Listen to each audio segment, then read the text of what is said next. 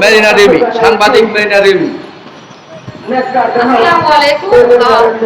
মহাখালীতে রাজধানী উন্নয়ন কর্তৃপক্ষের জোনাল অফিসে পেশাগত দায়িত্ব পালন করতে গিয়ে লাঞ্ছনার শিকার হয়েছেন সাপ্তাহিক রিপোর্টিং পত্রিকার ক্রাইম রিপোর্টার মাহাতাবুর রহমান সহ তার টিম। আজকে আমরা এখানে মানববন্ধন করেছি যে তাদের উপরে যে অমানবিক আচরণ করেছে, তাদেরকে যে হেনস্থা করেছে তার বিরুদ্ধে আমরা বিক্ষোভ ও মানববন্ধনের আয়োজন করেছি। এখানে আমরা সাংবাদিক গণমাধ্যম কর্মী যারা আছি তারা আমরা আমাদের জীবনের ঝুঁকি নিয়ে অন্যায় অনিয়মের বিরুদ্ধে কাজ করি, আর সেই কাজ করতে গিয়ে আমরা হেনস্থার শিকার হই। যেমন ক্রাইম রিপোর্টার মাহাতাবুর রহমান তার টিম সহ হেনস্থার শিকার হয়েছেন, ঠিক ওইরকমই আমি উত্তরা রাজক অফিসে নিউজ করতে গিয়ে নিউজের ফলো আপ নিউজ করতে গিয়ে হেনস্থার শিকার হই ইন্সপেক্টর রুবেল এবং তার সন্ত্রাস বাহিনীর হাতে আমি হেনস্থা হই। তারপর আমি রাজক চেয়ারম্যানের বরাবর অভিযোগ দেই। আজ 3 মাস হয়ে গেল, এখন পর্যন্ত রাজক চেয়ারম্যান কোনো ধরনের কোনো ব্যবস্থা নেয় নাই। কারণ রাজক হলো একটা অধঃপতন, রাজক হলো একটা অধঃপতন। 1 মিনিট।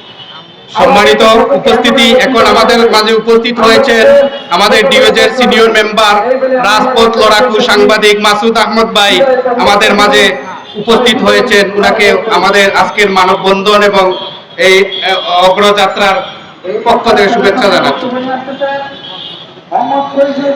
হ্যাঁ, যে কথা বলতেছিলাম, আমরা সাংবাদিকরা যে হেনস্থার শিকার হয়েছি, রাজুকে বেশ কয়েকজন সাংবাদিক এবং আমি সহ বেশ কয়েকজন সাংবাদিক হেনস্থা হয়েছে। এসবের বিরুদ্ধে অভিযোগ রাজক কর্তৃপক্ষের অভিযোগ দিয়ে কোনো ধরনের কোনো সুরাহা হয় নাই। কারণ রাজক একটা অধঃপতন প্রতিষ্ঠান। রাজককে দায়িত্ব দেওয়া হয়েছে রাজধানী উন্নয়নের ভবন উন্নয়নের কাছে, তাদেরকে দায়িত্ব দেওয়া হয়েছে, কিন্তু তারা বসে বসে শুধু সরকারের টাকা নিচ্ছে। সরকারের টাকা নিলে ভুল হবে, এটা জনগণের টাকা তারা ভোগ করছে। তারা রাজধানীর উন্নয়নের কাজের দায়িত্ব নেওয়ার পাশাপাশি তারা দায়িত্ব নিয়েছে শুধুমাত্র টাকা ইনকাম করার জন্য। আপনারা যদি দেখেন, রাজধানীতে 90% ভবন রাজকের নকশার বহির্ভূত।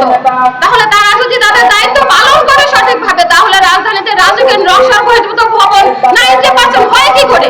তাহলে তারা বসে বসে কি করে? আমাদের সাংবাদিক মহল আমরা সবাই সবসময় বাংলাদেশের যে কোনো সেক্টরে যে কোনো দুর্নীতিদের বিরুদ্ধে আমরা কাজ করবো এই বলে আমি আমার সংক্ষিপ্ত বক্তব্য শেষ করছি। আল্লাহ হাফেজ।